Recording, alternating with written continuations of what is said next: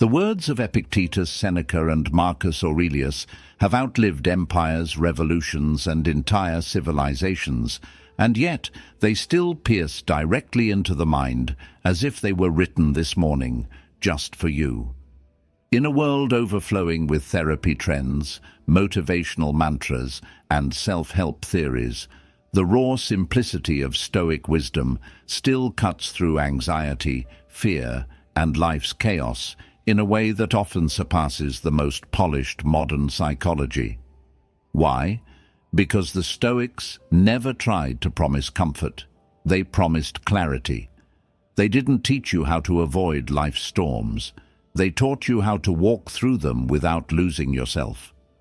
What you're about to hear are not just historical lines carved into books and marble.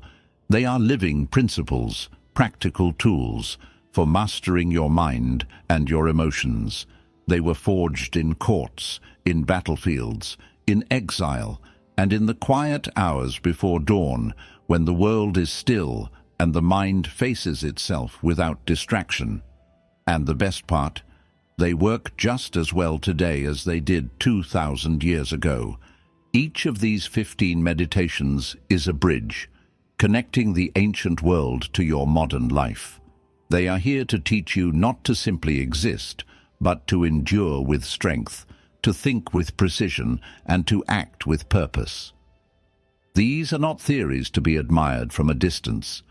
They are to be practiced, lived and tested in the heat of your daily struggles. So as you listen, don't just nod in agreement. Ask yourself, where in my life does this apply right now? Because if you can take even one of these meditations and turn it into a habit, you won't just change the way you think, you'll change the way you live. You are not what happens to you. You are how you respond. Epictetus. Life will not ask for your permission before it tests you. It will hit you without warning, change your plans without notice, and sometimes shatter the image you had of how things were supposed to be. The Stoics knew this, and Epictetus said it with unshakable clarity. You are not what happens to you. You are how you respond.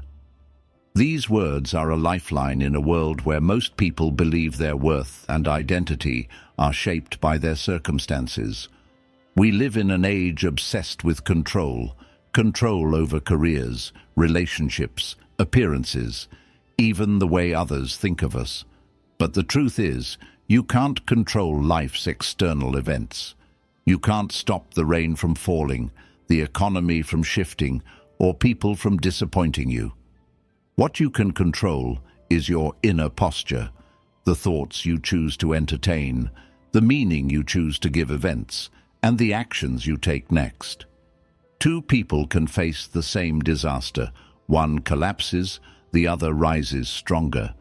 The difference isn't in the event, it's in the response.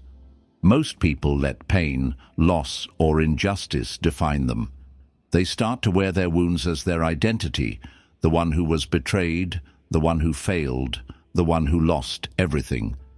But Epictetus reminds us that these things are experiences, not definitions. The moment you decide, this will shape me, not break me, you reclaim your power. The Stoic way is to meet life's blows with composure. Not denial, not numbness, but clarity. Composure doesn't mean pretending you're unaffected. It means refusing to give chaos the keys to your mind. It means standing in the middle of the storm and saying, I decide who I am in this moment. That decision is everything. Because once you realize that nothing outside of you can truly touch your inner freedom, you become untouchable. Think of the people you admire most. Not because they had perfect lives, but because they remained steady when everything around them fell apart. The leader who kept calm under pressure, the friend who stood firm in crisis, the parent who shielded their child's hope in the middle of hardship. That's not luck. That's a trained response. That's a mindset built over years of choosing reason over reaction. Training yourself in this way starts with awareness. The next time something happens, a rude comment, a sudden setback, pause. Notice the first emotional impulse that rises in you. Is it anger, self-pity, panic? Then ask yourself, if I act on this emotion, will it bring me closer to the person I want to be? This single question can change the trajectory of your decisions. And yes, sometimes you will fail. You will react instead of respond. You will let emotions take over. That's fine, if you use it as a lesson. The Stoics never claimed perfection. They practiced self-mastery daily, knowing that every moment of awareness was another step away from being ruled by impulse. In modern psychology, this is called response flexibility, the ability to insert a gap between stimulus and reaction. Epictetus didn't need the term. He simply understood that the gap is freedom. In that space, you can choose dignity over bitterness, patience over rage, clarity over confusion. You can choose the higher road, even when everything in you wants to lash out or retreat. The truth is, this principle changes the game. Once you master it, life stops feeling like something that's happening to you. You stop being a passive character in your own story. You become the author. The circumstances may not be yours to control, but the meaning, the interpretation, and the action, those are yours completely. So the next time life corners you, remember, you are not the storm. You are the captain. And no matter how strong the wind, the captain decides the course. Because you are not what happens to you. You are always how you respond. Control over desires is the beginning of freedom. Seneca. Freedom is a word everyone loves, yet so few truly understand. We think of it as the absence of rules, the ability to do whatever we want, whenever we want. But Seneca knew better. He understood that the deepest prisons are not built from walls and bars. They are built from desires we cannot control. The person who cannot master their wants will never be free, no matter how open the world around them may be. Desire is tricky. It wears many faces. It can be the craving for wealth, status, pleasure, recognition, or even constant comfort. And while none of these things are inherently evil, the moment they control you, you become their servant. You start organizing your entire life around chasing them, fearing their loss, and feeling empty without them. That is not freedom. That is dependence. Seneca saw desire as a chain, light enough at first to go unnoticed, but tightening with every indulgence. At first, you tell yourself you deserve it. You call it a reward. You convince yourself it's harmless. But over time, that reward becomes a need. That need becomes a habit, and that habit becomes a cage. And soon, you are no longer choosing. You are obeying. We live in a world designed to keep us in this cage.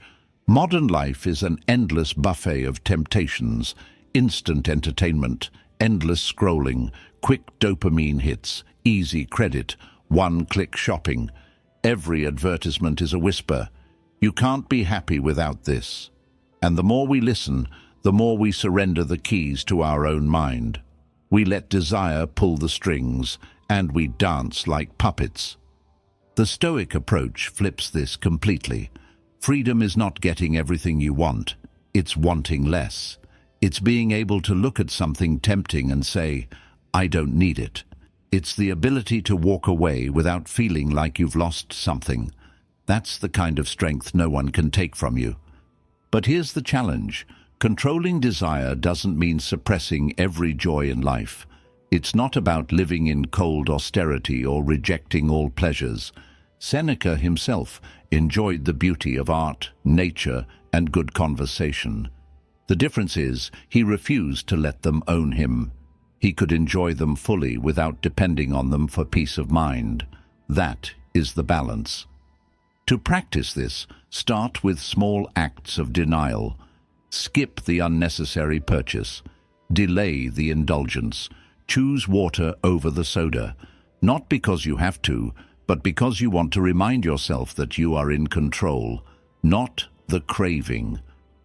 Every time you resist, you strengthen that inner muscle.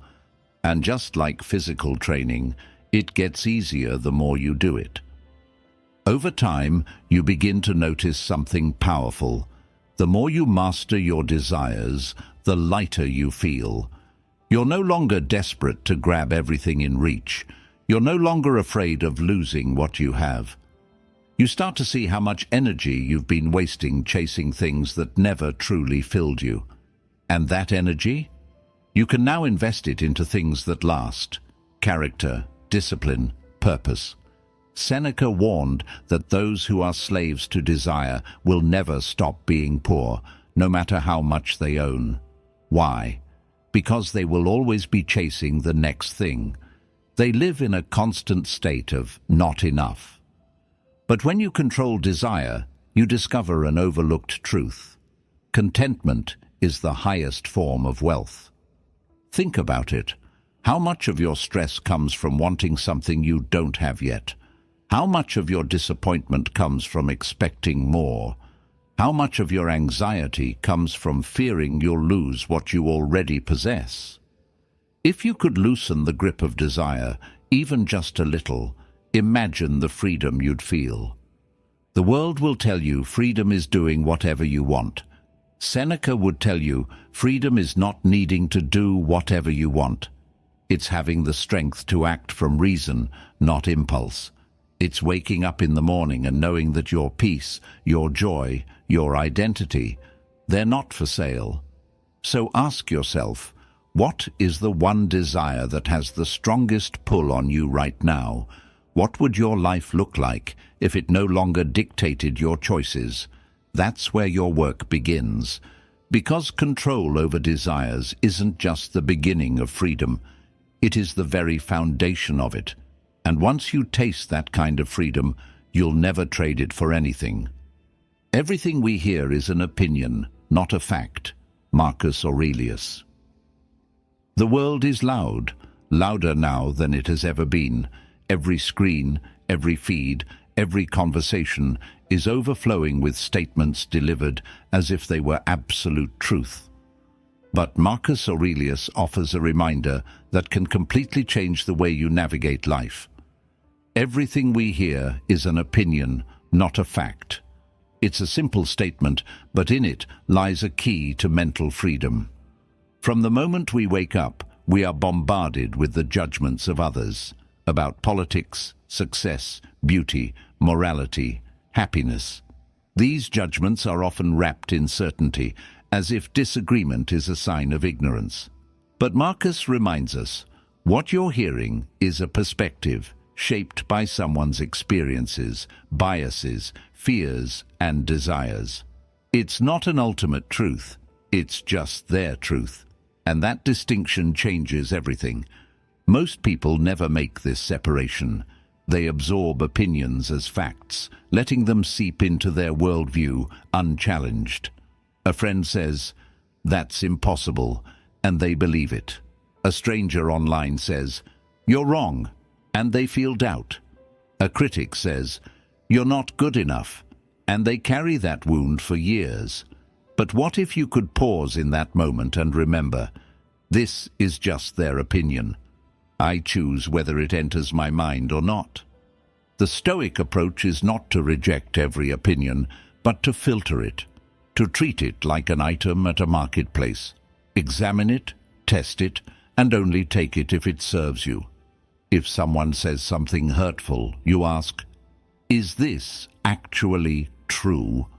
Or is it a reflection of their own perspective, their own frustration, their own limitation? That question alone can save you from carrying unnecessary weight. And here's the beauty of this mindset. It works both ways. Just as you shouldn't blindly accept the opinions of others, you also shouldn't mistake your own opinions for facts. Your views, too, are shaped by your upbringing, your environment, your experiences. When you accept that your beliefs are not the only possible truths, you open yourself to learning, to growth, to seeing the world through new lenses. Marcus Aurelius lived in a world of competing voices: philosophers, politicians, generals, citizens, each convinced they knew what was best. Yet, as an emperor, he understood the danger of reacting to every voice with equal weight. Some advice would be wise, some would be poison, and only by separating opinion from fact could he rule with clarity. In our time, this skill is more essential than ever.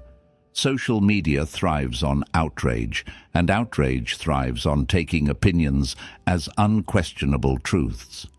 News cycles are designed to stir emotion, not to provide balanced perspectives. If you lack the filter Marcus describes, you'll be pulled in 100 directions every day, your mind tossed like a ship without an anchor. Practicing this separation requires discipline. The next time you hear something, especially if it triggers a strong reaction, pause, breathe, ask yourself, is this an objective fact, or is it an interpretation? And if it's an interpretation, does it align with reality or with the speaker's personal lens? When you begin to live this way, you take back control of your emotional state. Insults lose their sting because you see them for what they are, expressions of another person's inner world, not measurements of your worth. Praise, too, becomes more balanced. You can appreciate it without letting it inflate your ego, because you know it's also just someone's perspective. This doesn't make you cold, it makes you steady. You become someone who isn't swayed by every wave of opinion, who listens without being ruled, who can engage with different perspectives without feeling attacked. In a world addicted to reaction, that's a rare and powerful strength. And the impact goes beyond emotional resilience. When you see opinions for what they are, you become a better decision maker. You don't rush into choices just because someone said it's the right thing. You weigh, you consider, you test. You become less reactive and more intentional, qualities the Stoics valued above all. So remember Marcus's words the next time you're faced with someone else's certainty. Everything we hear is an opinion, not a fact. The moment you internalize this, you create space between the world's noise and your inner peace. And in that space, you get to choose what shapes you. Because the truth is, no one's opinion can define you unless you hand them the pen. Death is not what we should fear, but failing to truly live. Marcus Aurelius. Death is the shadow that walks with us from the moment we're born. Most people try to avoid thinking about it, as if ignoring its presence will make it disappear. But Marcus Aurelius challenges this instinct with a truth so sharp it cuts through centuries. Death is not what we should fear, but failing to truly live. The enemy is not the end of life. It's reaching that end, having never really lived it. Fear of death has shaped civilizations. It's why people chase legacy, build monuments, cling to youth, and avoid risk. Yet, ironically, this fear often leads to the very thing Marcus warns against: a life unlived. When you fear death, you start playing safe. You postpone dreams. You put off hard decisions until later. You live as if time is a resource you'll never run out of, until you do. The Stoics flipped this thinking. They didn't avoid thoughts of death. They practiced memento mori, remembering mortality, daily, not to live in despair, but to sharpen their sense of urgency. Death wasn't the villain in their philosophy. Wasted potential was. Lost time was. Regret was. And in their view, the only real tragedy was to wake up every day with life in your hands and do nothing of substance with it. Think about your own life. How many things have you been putting off until the right time? How many conversations have you avoided, trips you've postponed, risks you've delayed, because you believed you had all the time in the world? Marcus would tell you, stop measuring your life by its length. Start measuring it by its depth, because a long life without true living is just a long death. Living fully doesn't mean chasing constant pleasure or adrenaline. It means being awake to your own existence. It means doing what matters now, not later. It means telling the people you love that you love them today. It means working on your goals before scrolling through distractions. It means noticing the small beauty in the ordinary moments instead of waiting for grand, cinematic ones. And here's the paradox. When you stop fearing death, you actually start living better. You stop clinging so tightly to every comfort and instead open yourself to experience.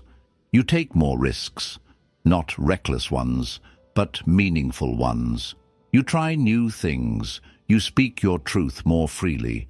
You stop living for the approval of people who won't even remember your name. This perspective also frees you from the petty. When you realize you could be gone tomorrow, you stop wasting your energy on grudges, gossip, and things that drain your spirit. You become more intentional about your time and your company. You start choosing quality over quantity, in relationships, in work, in how you spend your days. The Stoics weren't afraid of the end because they focused entirely on the middle, the part we can actually influence. They saw each day as a complete life in itself, not just a step towards some distant goal. Seneca said, "It is not that we have a short time to live, but that we waste much of it. The waste happens when we confuse existing with living." So how do you truly live? You start by deciding what matters to you and then giving it your best attention. You strip away the trivial. You stop saying someday and start saying now. You treat time like the most valuable currency you have, because it is. Every moment spent with purpose is a victory over the fear of death, because you know you're using your life instead of waiting for it to happen. One day, the final moment will come for all of us. That's not a threat, it's a promise. The question isn't when that moment arrives. The question is, will you meet it as someone who merely existed, or someone who truly lived? Marcus's wisdom is a challenge to stop running from the inevitable and start running toward the meaningful. Because death is coming, whether you fear it or not. The real danger is living like you'll never die, until it's too late to start living at all. So don't fear death. Fear the days you waste, the dreams you abandon, the moments you sleepwalk through. Fear reaching the end of your life and realizing you never actually started it. And then live accordingly. He who angers you controls you. Epictetus. Anger feels powerful in the moment. Your heart races, your voice sharpens, your words cut. It feels like you're taking control, asserting yourself, defending your boundaries. But Epictetus saw through this illusion and delivered a truth that's as uncomfortable as it is liberating. He who angers you controls you. The very moment you let someone pull you into anger, you've handed them the strings to your mind. Most people don't realize how much power they give away this way. They think reacting is strength, but in reality, every time you lose your temper, you're letting someone else set the rules. You've let their words, their tone, their behavior dictate your emotional state. And in that moment, you're no longer acting, you're being controlled. The Stoics understood that freedom isn't just about controlling what you do. It's about controlling how you feel. Anger, left unchecked, clouds judgment. It pushes you toward impulsive choices you later regret. It drains energy you could have invested in action. And worst of all, it hands the victory to the very person who provoked you. Think about it. If someone can push a button and instantly make you furious, they own you in that moment. It doesn't matter if they're a stranger cutting you off in traffic, a co-worker undermining you in a meeting, or a loved one pushing your emotional buttons. If they can trigger you, they can control you. And if they can control you often enough, they can shape your behavior without you even realizing it. This is why Epictetus and the other Stoics trained daily to remain calm in the face of provocation, not because they didn't care, but because they refused to give away their sovereignty. They knew that the real battle isn't against the person in front of you, it's against your own impulses. If you can win that battle, no one can truly manipulate you. But mastering this isn't easy. Anger is seductive. It feels righteous. It makes you feel alive. And sometimes it convinces you that without it, you'll be weak. But that's the trick. Anger wants you to believe it's your power when in fact, it's your leash. The way forward is to practice the pause. The moment you feel your chest tighten, your face heat, your voice rising, that's the signal. Breathe, step back, mentally, if not physically. Ask yourself, if I react right now, am I choosing my response, or am I being pushed into it? Even a few seconds of awareness can break the chain. The Stoics didn't suppress anger by pretending it didn't exist. They acknowledged it, examined it, and then decided whether it deserved a reaction. Most of the time it didn't. They understood that not every insult needs an answer. Not every challenge needs immediate retaliation. Sometimes silence is the strongest response, not because you're ignoring the offense, but because you refuse to give it control over your state of mind. This doesn't mean you accept injustice or allow disrespect to continue. It means you respond with strategy, not impulse. You act from reason, not rage. You choose the timing, the words, and the manner of your response, not the person who tried to provoke you. The more you practice this, the lighter you become. You stop carrying grudges. You stop replaying conversations in your head, crafting the perfect comeback. You stop wasting hours of your life in imaginary arguments. And you start protecting your focus, your peace, your time. Ask yourself, who has the power to anger me right now? And why do they have that power? Is it because they've earned it, or because I've handed it over without thinking? The answer will tell you where you need to reclaim your control. Remember, anger is a fire. It can light your way when controlled, but left unchecked, it burns down everything, starting with you. Epictetus's wisdom is a challenge to guard the spark, not let it explode. To keep the match in your hand, not theirs. Because the moment you let someone anger you, you're not in control, they are, and the man who controls himself cannot be controlled by anyone else. True wealth is contentment with little. Seneca. The modern world measures wealth in numbers, bank balances, properties, possessions. But Seneca saw through this illusion long before our skyscrapers and stock markets existed. He wrote, "True wealth is contentment with little." In that short sentence lies a truth that could free millions from the quiet desperation they live in every day. We've been conditioned to believe that happiness is always one step away, just one more raise, one more purchase, one more upgrade. And so, life becomes a treadmill, running faster, chasing harder, yet never truly arriving. You get the thing you wanted, feel a rush of satisfaction, and within days, sometimes hours, the craving returns. This cycle isn't wealth, it's slavery to desire. Seneca understood that real wealth isn't about accumulation, it's about liberation. It's not having the most, it's needing the least.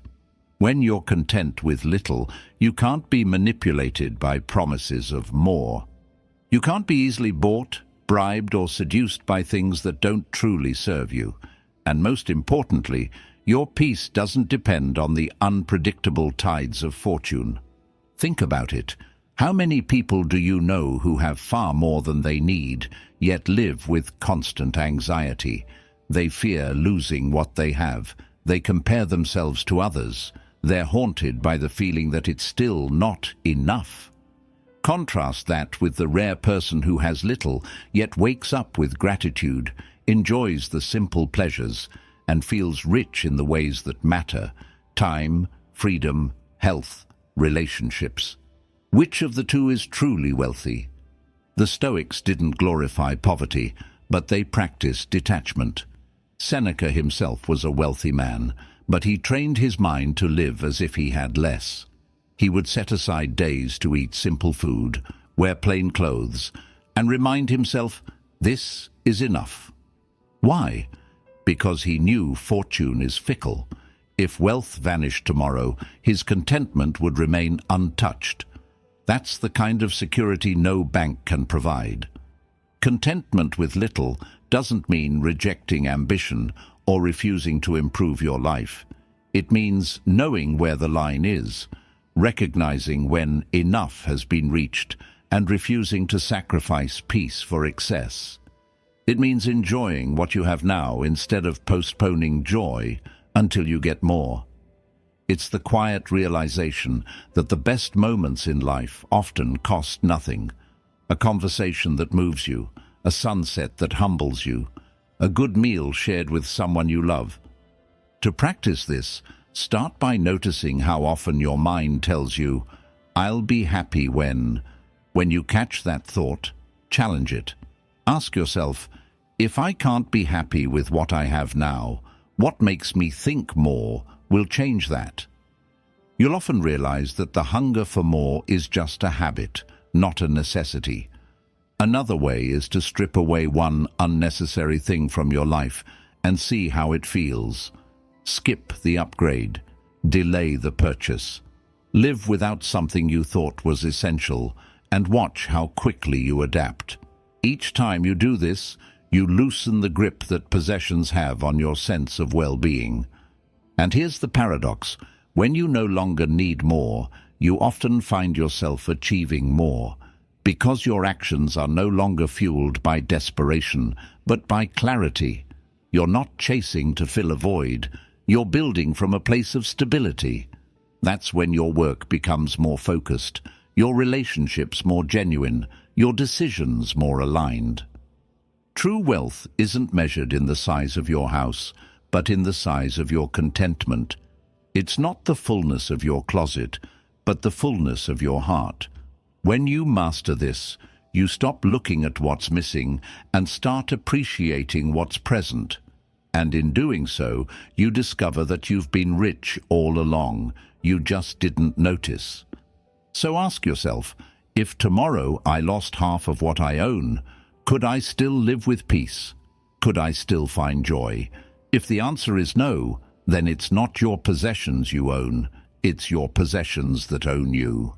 Seneca's wisdom invites us to flip the definition of wealth on its head, to stop measuring by the things we can count and start measuring by the things we can't: peace, freedom, time, love. Because once you are content with little, you've already taken the first step toward the kind of wealth that no thief, no market crash, no twist of fate can ever take away. Obstacles are opportunities for training. Marcus Aurelius. Most people see obstacles as interruptions, detours that block them from getting where they want to go. They get frustrated, angry, or discouraged, as if the universe has singled them out for misfortune. But Marcus Aurelius, with the calm clarity of a Stoic emperor, flips the perspective entirely. Obstacles are opportunities for training. This isn't just a positive spin on a bad situation. It's a fundamental shift in how you view challenge itself. To Marcus, the obstacle is the path. It's not something to get around, it's something to move through, because in moving through it, you grow in ways you never could without it. Think about it. Muscles grow through resistance, not ease.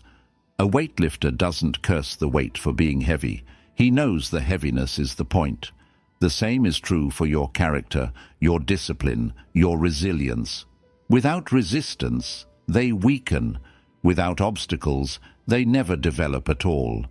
Every time life puts something in your way, it's offering you a chance to train, not just in solving the specific problem, but in strengthening the qualities that will serve you in every part of life.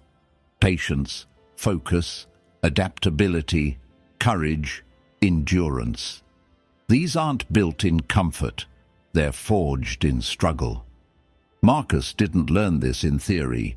He ruled during wars, plagues, political betrayals, and personal losses.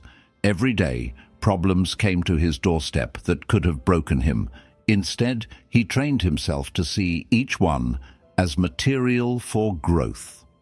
A political crisis, training in diplomacy and steadiness. A betrayal, training in emotional control and forgiveness. A military defeat, training in strategy and humility. The problem most of us face is that we think life should be smooth, and when it's not, we believe something has gone wrong. But if you expect obstacles, they stop being personal. They stop being unfair. They become part of the workout. You stop asking, "Why me?" and start asking, "How can I use this?" This mindset isn't about pretending pain feels good.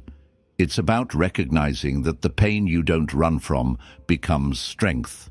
Every obstacle you endure today makes you more prepared for the ones you'll face tomorrow. And the more you train, the less anything can truly shake you. To live this way, you have to reframe your response in the moment. When something blocks your path, pause and think, "This is training.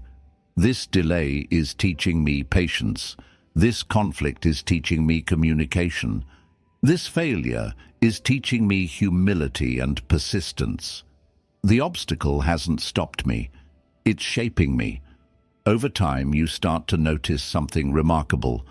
What once would have broken you now barely moves you. What once felt like chaos now feels like practice. You become less reactive, more composed, more capable. And because you've trained in adversity, you're able to stay steady in situations that make others crumble. The beauty of Marcus's insight is that it turns life itself into a gym for the soul. Every setback is a new exercise. Every inconvenience, every rejection, every unexpected twist, these are all opportunities to train. And the more you train, the more you realize that nothing is wasted. Even your hardest seasons become raw material for becoming the person you want to be. So ask yourself, what obstacle am I facing right now? And instead of wishing it away, how can I use it? What skill can I develop because of it? What strength will I gain if I endure it well? The truth is, you can't control when obstacles show up, but you can control whether they leave you weaker or stronger. Marcus Aurelius chose the second every time. And if you choose it too, you'll reach a point where you almost welcome the challenge, not because you enjoy the hardship, but because you trust your ability to turn it into growth. Because the obstacle in your way is not the end of the path. It is the path. And walking it will make you stronger than you ever imagined. Mastery over the mind is the greatest victory. Epictetus. Wars have been fought over land, power, and wealth. Kingdoms have risen and fallen. Fortunes have been made and lost. Yet, in the eyes of Epictetus, none of these were the ultimate conquest. The greatest victory, he believed, was mastery over the mind, because without it, no external victory can last, and with it, no external loss can truly defeat you. Most people spend their lives trying to control everything but themselves. They try to control the economy, the weather, the opinions of others, even the behavior of strangers. And in doing so, they exhaust themselves, chasing the impossible, while neglecting the only thing they ever truly had power over: their own thoughts, their own judgments, their own actions. Your mind is the command center of your life. It interprets events, assigns meaning, shapes emotion, and dictates behavior. Two people can face the exact same event. One sees catastrophe, the other sees opportunity. The difference isn't the event, it's the mind interpreting it. And that's why mastery of the mind is the highest form of power. But this mastery doesn't come naturally. The mind, left untrained, will wander. It will attach to every distraction, replay every insult, and chase every desire. It will grab onto fears as if they were certainties, and treat fleeting emotions as eternal truths. If you're not in control, your mind will run you in circles, pulling you deeper into anxiety, anger, and regret. The Stoics understood this, which is why they treated mental discipline like a daily exercise. Epictetus compared the mind to an athlete's body. It must be conditioned, tested, and strengthened. Just as a fighter trains to anticipate and respond to an opponent's moves, you must train your mind to anticipate and respond to life's challenges without losing balance. So how do you begin? The first step is awareness. Most people don't notice their own thoughts. They live in them as if they are reality itself. Mastery begins when you step back and observe. What am I thinking right now? Does this serve me? Is this thought rooted in truth, or just fear, ego, or habit? That moment of questioning is the doorway to control. The second step is choice. Once you notice a thought, you decide whether to keep it or discard it. You don't have to believe every story your mind tells you. If a thought weakens you, you replace it with one that strengthens you. If it's self-pity, you swap it for self-responsibility. If it's resentment, you swap it for clarity. You become the gatekeeper of your own mental space. Over time, you learn to master emotional triggers. Someone insults you. You pause before reacting. An unexpected setback hits. You breathe before deciding your next move. Your mind becomes less of a wild horse and more of a trained one. Still powerful, but under your command. This doesn't make you robotic. It makes you intentional. You feel the emotions, but they don't dictate your behavior. The greatest proof of this mastery is composure in chaos. When others panic, you stay calm. When others lash out, you remain steady. People will wonder how you do it, but the truth is simple. You've stopped giving away control of your mind to every external event. And here's the paradox. Once you master your mind, you become freer in every other area of life. You're no longer a prisoner to the opinions of others because their words can't pierce your self-knowledge. You're no longer enslaved by desire because you can choose which impulses to follow. You're no longer destroyed by loss because you know your worth isn't tied to what you own.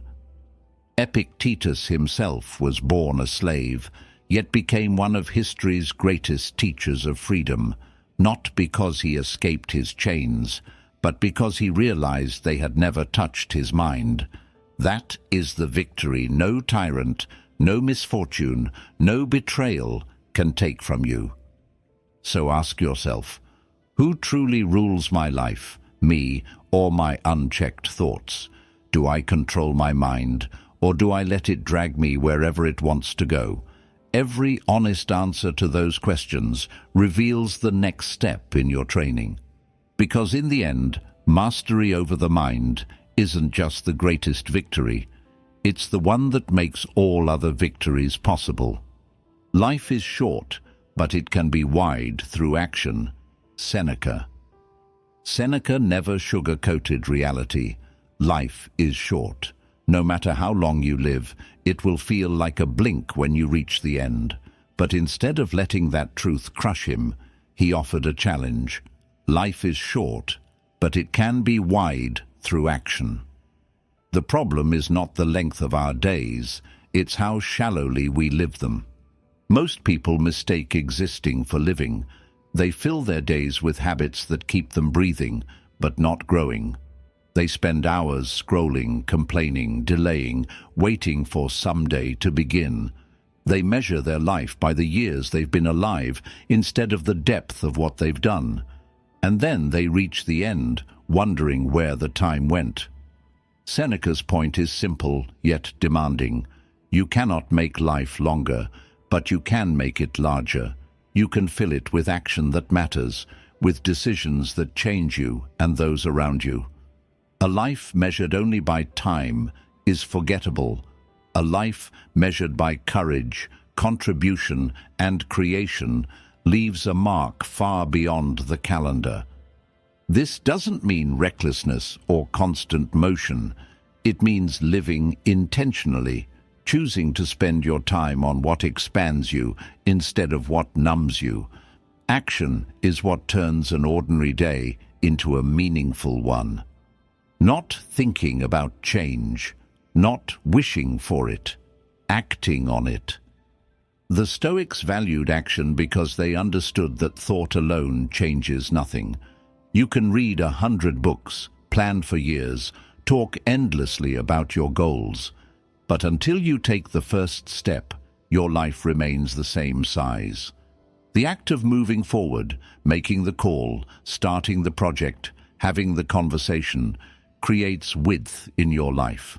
Think of people whose lives, though short, were wide. Artists who produced masterpieces in a few years. Leaders who inspired nations in a decade. Ordinary individuals who, through consistent acts of kindness or courage, changed their communities. Their influence wasn't the result of long timelines, it was the result of decisive action. The danger is in waiting for the perfect time to act. That time doesn't exist. Every delay is a narrowing of your life's width. Opportunities are fleeting. Moments pass quickly. And if you're always waiting until you feel ready, you'll waste the one resource you can't renew: time. Seneca often criticized those who acted as if life was a rehearsal.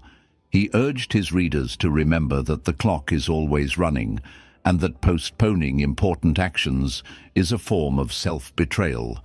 If something matters, it must be done now, not someday, not when circumstances are ideal. So, how do you make your life wide? You start by identifying what matters most, not to the world, but to you. Then you prioritize action in that direction every single day. You don't have to take massive leaps. Even small, consistent actions compound into a life of depth and meaning. This also means cutting out what shrinks your life: mindless distractions, toxic relationships, tasks that consume your time without adding value. Every yes to something unimportant is a no to something that could expand your life. And don't forget, width isn't only about achievement, it's also about presence. A wide life is one where you are fully engaged in the moment, when you are with loved ones, in your work, in nature. It's about living in such a way that if your time were to end tomorrow, you would know you didn't waste the moments you were given. So ask yourself, if someone were to measure my life not in years, but in depth, what would they see? Would they see someone who took risks, built things, loved fully, and made an impact? Or someone who was always waiting for later? Seneca's challenge still stands today.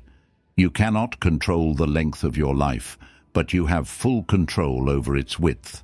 And every day you choose action over hesitation, you add another layer of richness to your existence. Because in the end, it's not about how long you lived, it's about how deeply. What blocks the way becomes the way. Marcus Aurelius. Marcus Aurelius had a way of turning obstacles into teachers, of seeing roadblocks not as signs to turn back, but as instructions to move forward differently.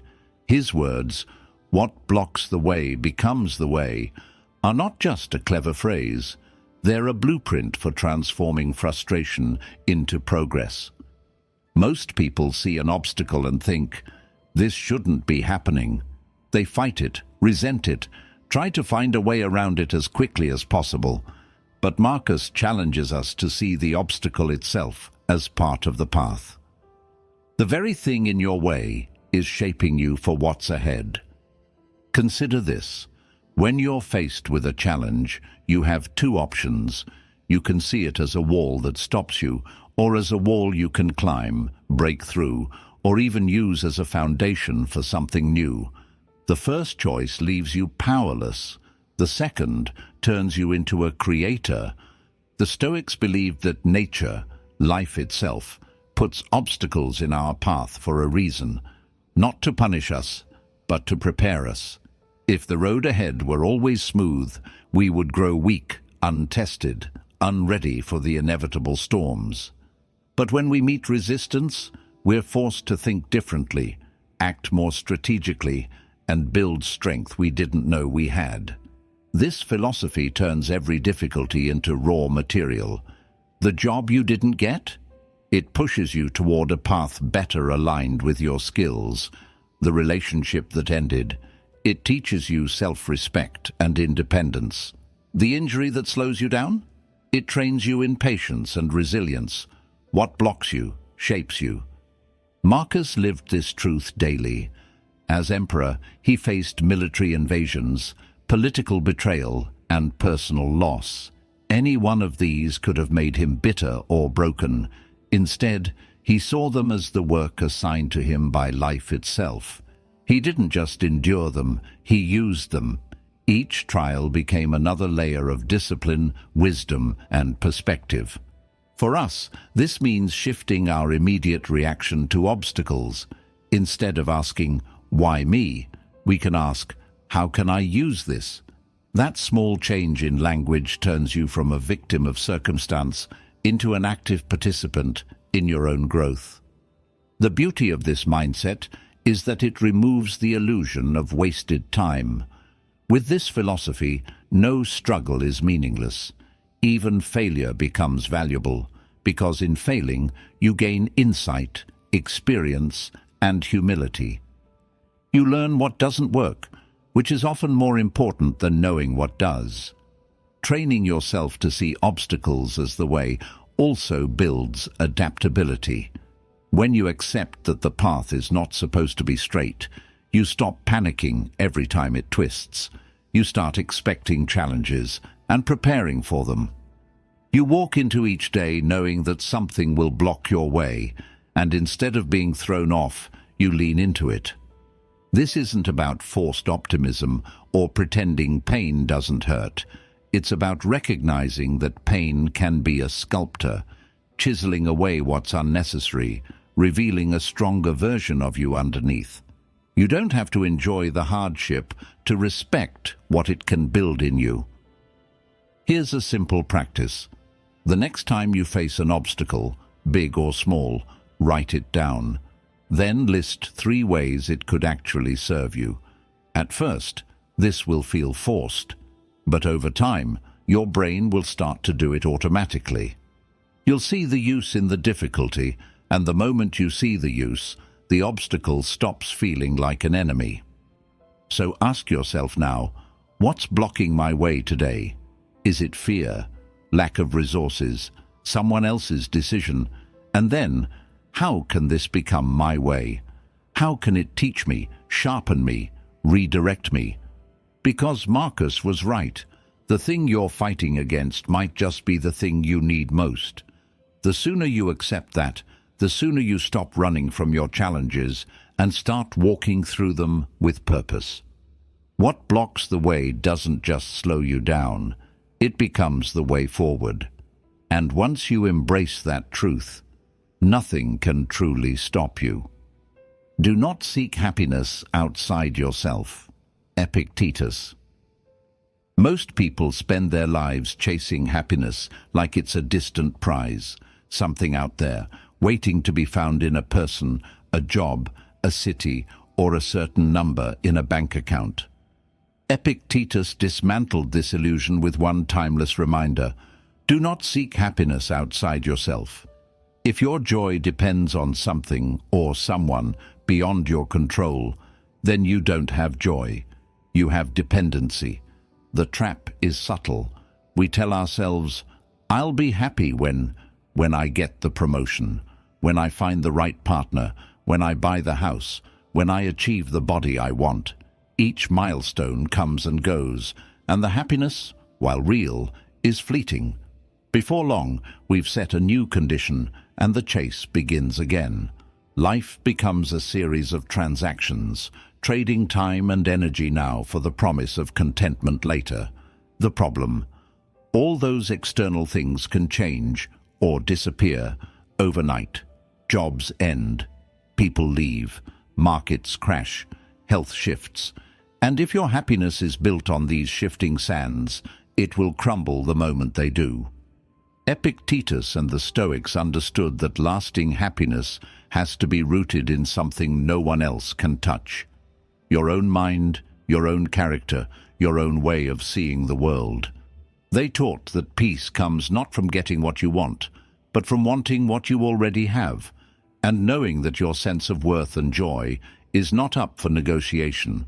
This doesn't mean you stop striving for improvement or abandon ambition. It means you stop outsourcing your emotional well-being to things you can't fully control. You can still enjoy love, success, beauty, and achievement, but they become additions to your happiness, not its foundation. Imagine walking into a room full of people, each carrying a rope tied to your mood. One person pulls, and you feel great. Another pulls, and you feel awful. That's what life is like when your happiness lives outside you. You're at the mercy of forces you don't command. But if you take back the rope, you decide how you feel, regardless of what's happening around you. The practice of finding happiness within starts with awareness. Notice the moments when your mood rises or falls based entirely on external events. Did someone's compliment make you feel worthy? Did their criticism make you feel small? Did a purchase make you feel excited, only for the feeling to fade? Each of these is a sign that your happiness is on loan from something outside you. The next step is to build an internal source of joy, habits, values, and perspectives that feed your spirit without relying on external triggers. Gratitude is one of the most powerful of these. When you train your mind to regularly recognize what's already good in your life, you begin to see abundance instead of lack. You realize you already have enough, and that feeling is unshakable because it's generated from within. Self-respect is another anchor. When you consistently act in line with your principles, you create a deep, quiet pride that doesn't need applause to exist. You wake up knowing you're living authentically, and that knowledge alone can sustain you through difficult days. Of course, this is a lifelong practice. The world is constantly trying to convince you that happiness is for sale, hidden in the next achievement, the next relationship, the next possession. And yes, those things can bring moments of joy. But the Stoics remind us that the only joy worth trusting is the kind that remains when those things are gone. So ask yourself, if I lost everything external, my possessions, my titles, my comfort, would I still have a reason to feel peace? Would I still feel that my life has value? If the answer is no, then you've found the work ahead of you. Happiness found outside yourself will always be fragile. Happiness built within yourself is untouchable. That's the kind Epictetus invites us to pursue, not by retreating from the world, but by engaging with it from a place of completeness, not need. Because the day you stop seeking happiness out there is the day you finally realize it was with you all along. Everything is temporary. Don't cling to what fades. Marcus Aurelius. Marcus Aurelius ruled over an empire, commanded armies, and held more power than most of us can imagine. Yet he never forgot one simple, humbling truth. Everything is temporary. Power, beauty, wealth, health, love, even life itself. None of it is permanent. And because it all fades, clinging to it only multiplies your suffering. This is not meant to be a dark or depressing idea. In fact, for Marcus and the Stoics, it was a source of freedom. When you understand the impermanence of all things, you begin to loosen your grip. You stop trying to force what cannot be kept. You stop holding so tightly to moments, people, and possessions that were never truly yours to own in the first place. Look at nature. The seasons change without apology. Flowers bloom and wither. Rivers rise and fall. The sun sets every evening, no matter how much we wish daylight could last longer. Everything moves, shifts, transforms. Why should our lives be any different? The problem arises when we try to resist this natural flow. We cling to relationships long after they've run their course. We chase youth as if age is a crime. We hold on to past achievements as if they define us forever. And when these things inevitably slip away, we feel betrayed, as though life has broken some promise. But life never promised permanence, it only promised change. The Stoic approach is to embrace this truth fully. If you know something is temporary, you can enjoy it more deeply while it's here, instead of wasting the moment, fearing its end. Marcus himself wrote about kissing his child goodnight while remembering that tomorrow is never guaranteed, not to take away joy, but to intensify it. Gratitude becomes richer when it's paired with awareness of impermanence. And here's the paradox. The less you cling, the more you can truly experience. If you've ever tried to hold water in your hands, you know that the tighter you grip, the faster it slips away. But if you simply let it rest in your palm, you can feel its coolness, its weight, its presence, for as long as it's meant to be there. Life is the same. This truth applies to hardship as well. Pain, too, is temporary. The heartbreak you feel today will soften. The storm you're in will pass. Remembering that this too shall fade gives you the endurance to keep going, even when the weight feels unbearable. Impermanence is not just the end of joy, it is also the end of suffering. To live by this principle, practice observing change without resistance. When something good happens, savor it fully without grasping. When something bad happens, endure it without despair. Understand that both are passing weather patterns, and you are the sky that holds them. This doesn't mean detaching so much that you feel nothing. It means engaging with life while accepting its terms. It means loving people while knowing you can't keep them forever. It means building things while knowing they might not last. It means living fully now instead of waiting for a permanence that will never come. So ask yourself, what am I holding on to so tightly that it's keeping me from peace? Is it a version of myself from the past? A relationship I've outgrown? An achievement I keep replaying because I'm afraid I'll never match it? And what would happen if I loosened my grip, not to throw it away, but to allow it to be what it is, a temporary chapter in an ever-changing book? Marcus's reminder isn't meant to make you numb, it's meant to make you free.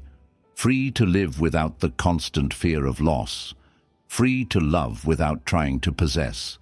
Free to face change without feeling like your world is collapsing.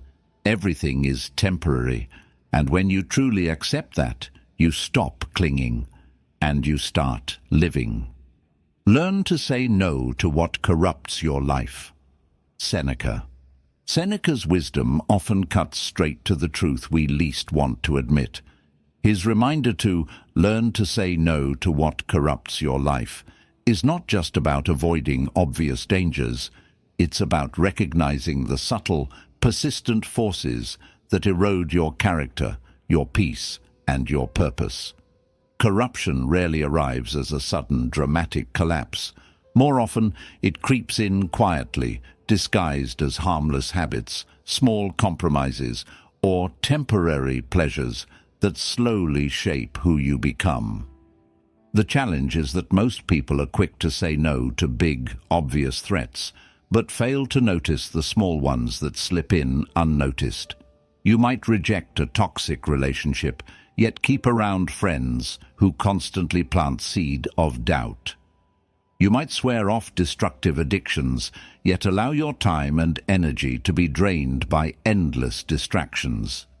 You might promise to guard your values, yet bend them slightly when convenience or approval calls. Seneca understood that every yes is also a no to something else. When you say yes to staying up all night scrolling on your phone, you say no to a rested, focused morning. When you say yes to the company of people who mock your goals, you say no to the support of those who would encourage them. When you say yes to comfort, you say no to growth. Every choice either strengthens or corrodes you. Learning to say no is an act of self-respect. It's a declaration that your time, energy, and mental space are not open for anyone or anything to consume. But it's also an act of courage, because saying no often makes people uncomfortable. It can create tension, invite criticism, and even cost you relationships. And that's why so many avoid it. They fear being labeled selfish, arrogant, or too serious. But here's the truth. The people and habits that deserve to be in your life will respect your no. And those that don't respect it are the very ones you need to say it to. The Stoics lived by their principles, not by the shifting approval of the crowd. They measured decisions not by how popular they were, but by whether they aligned with virtue and purpose. Saying no also requires clarity. You can't reject what corrupts you if you don't know what you stand for. What are your non-negotiables? What values are you unwilling to compromise? If you don't decide this in advance, you'll find yourself making the decision in the moment, when pressure, emotion, or temptation are at their strongest. And in those moments, it's far easier to say yes to what you should refuse. This isn't about becoming rigid or joyless. It's about protecting the soil in which your life grows. If you allow weeds, no matter how small or pretty they look at first, to take root, they will eventually choke out what's healthy. Your mind, your habits, your environment, they all need regular pruning. That's what saying no does. It clears space for what truly matters. It's worth remembering that what corrupts your life is not always evil in itself. It can be neutral, even good, in the wrong amount or context.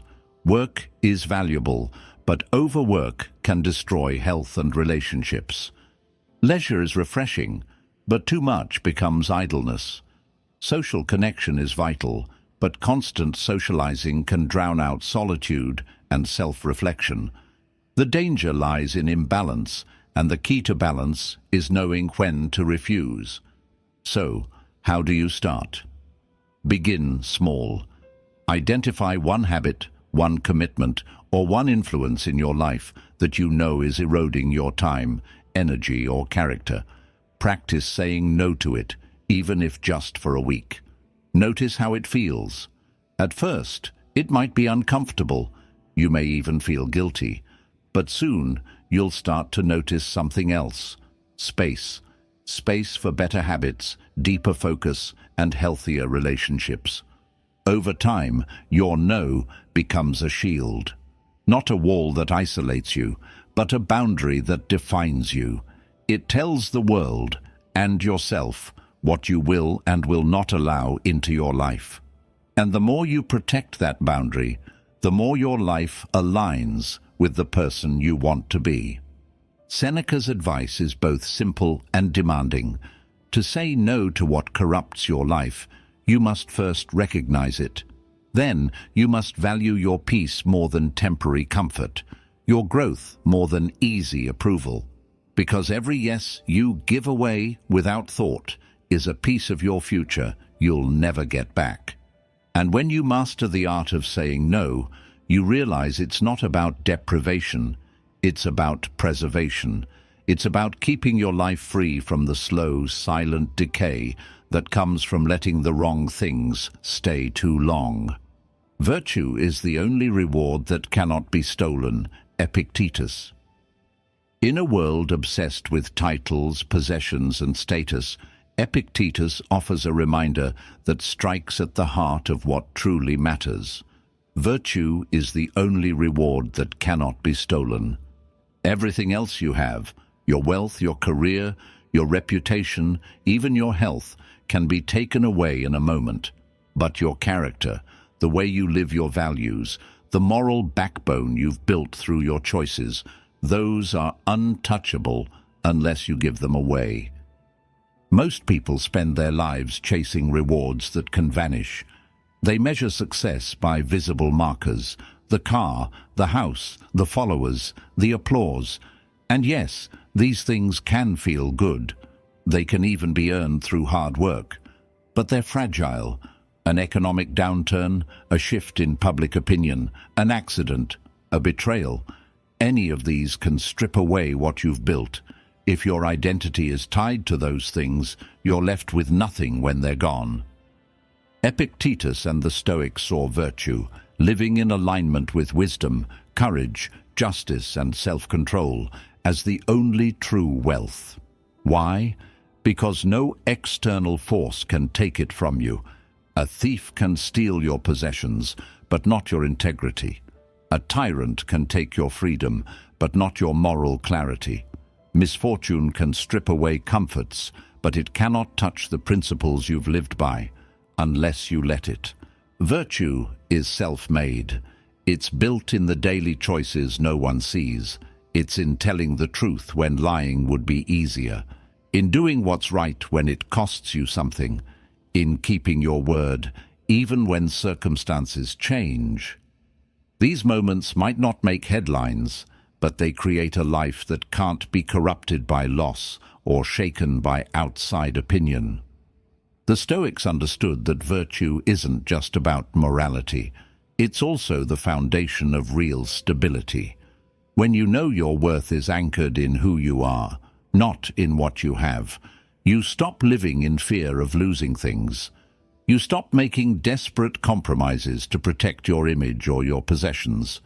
You can endure change without crumbling because the core of you remains untouched.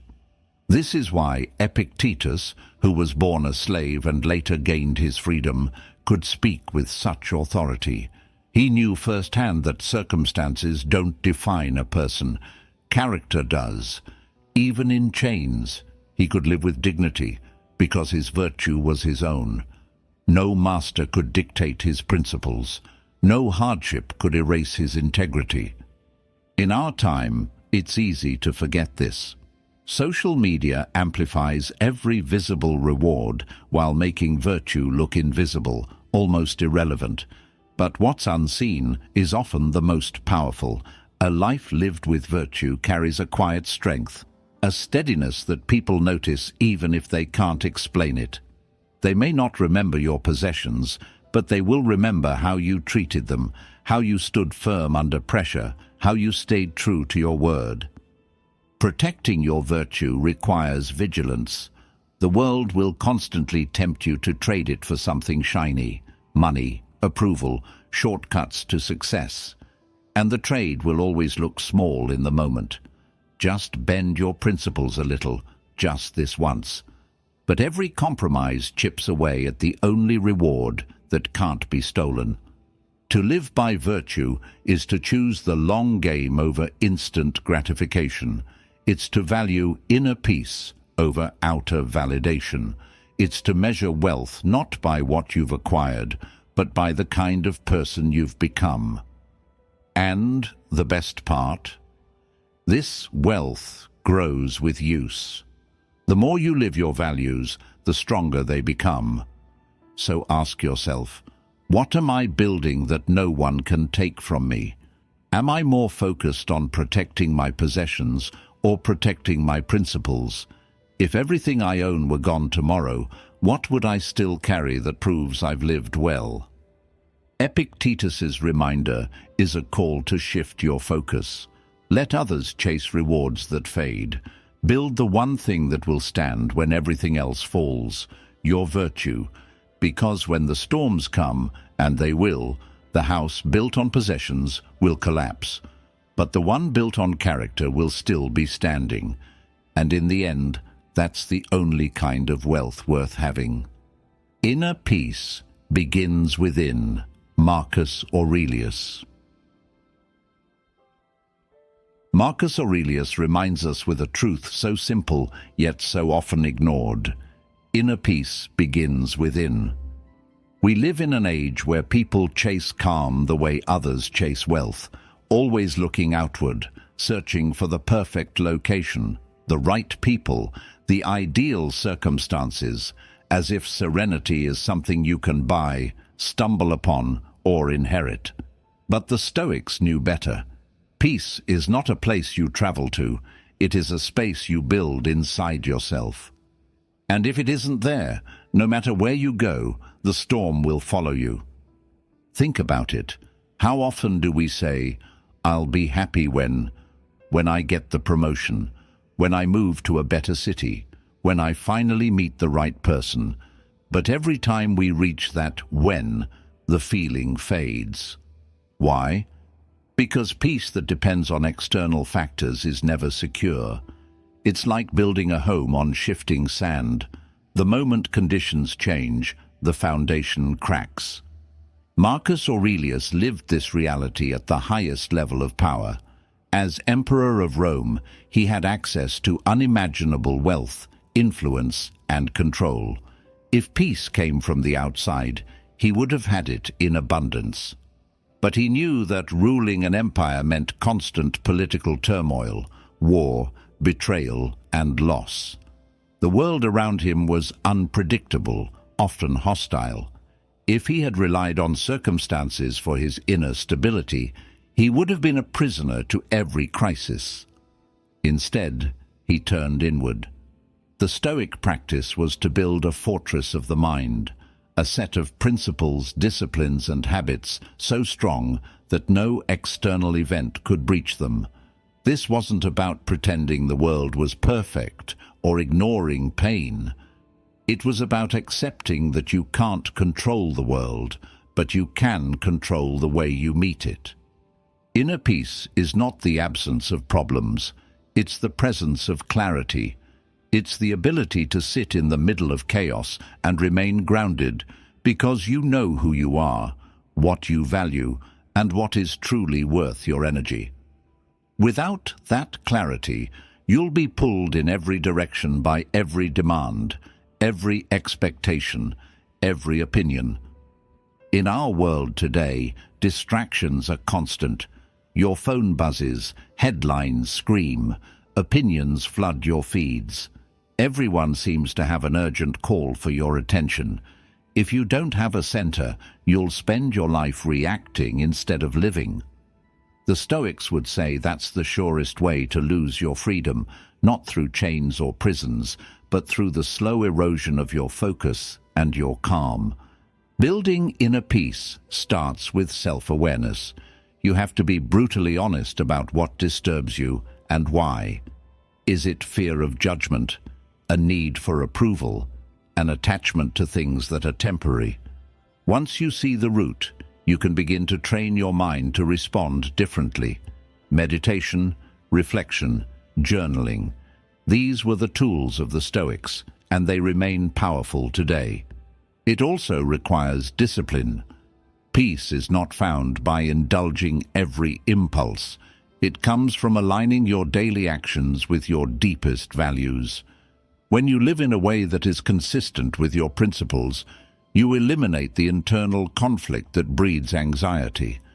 Even in difficulty, you know you've acted with integrity, and that knowledge is deeply stabilizing. Marcus Aurelius didn't wait for Rome to quiet down before finding peace, because Rome never did, and neither will your life. There will always be something to fix, someone to deal with, a new problem waiting.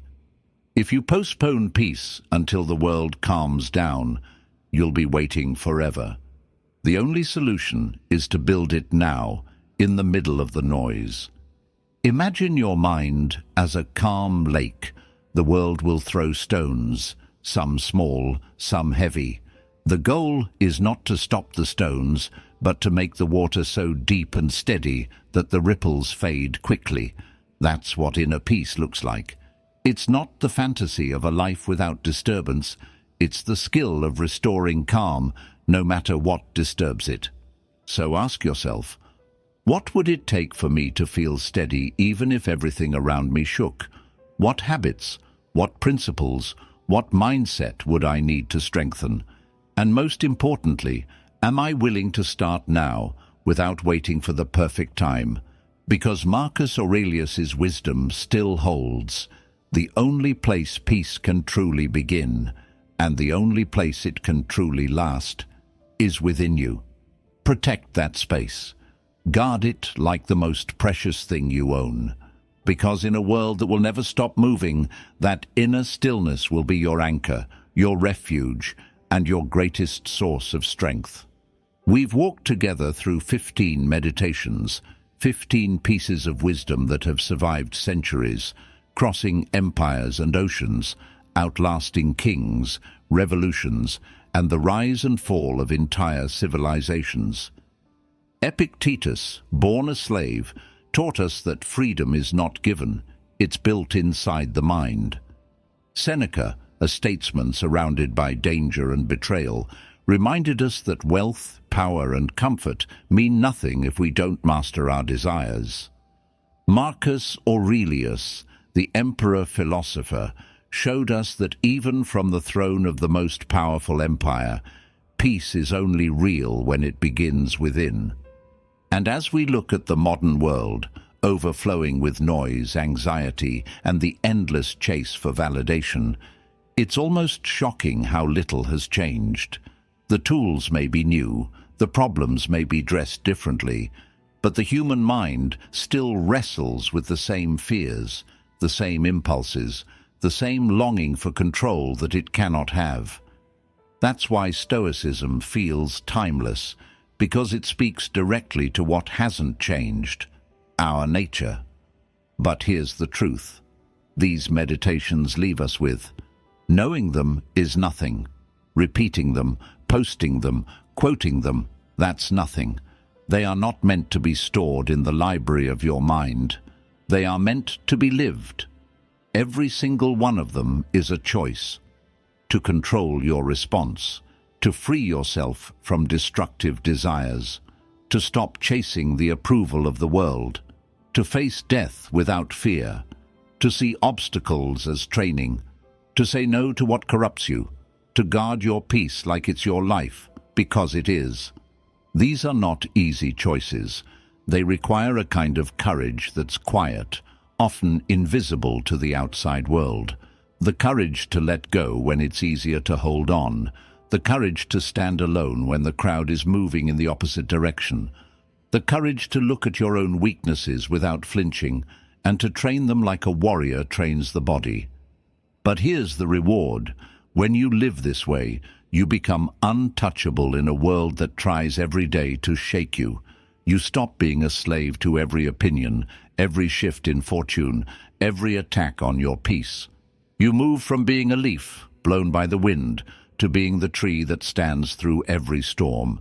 And once you've built that strength, life can't take it from you, because it's not built on circumstances, but on character. So here is my invitation to you. Don't try to change everything at once. Choose one meditation from today, just one, and carry it with you this week. Write it down. Repeat it to yourself when you wake up. Hold it in your mind when you face a challenge. Test it in real life. See how it changes your choices, your thoughts, your reactions. And once it's become part of you, add another. Over time, you won't just know Stoicism. You will be Stoicism. The ancient philosophers didn't write these words to impress history. They wrote them to prepare you for life. So start now. Burn away what weakens you. Strengthen what makes you unshakable. Guard your mind like the most valuable fortress you'll ever own. And when the storms of life come, and they will, you'll stand calm, clear, and ready because you've learned what they already knew, that true strength, true freedom, and true peace can only be built within.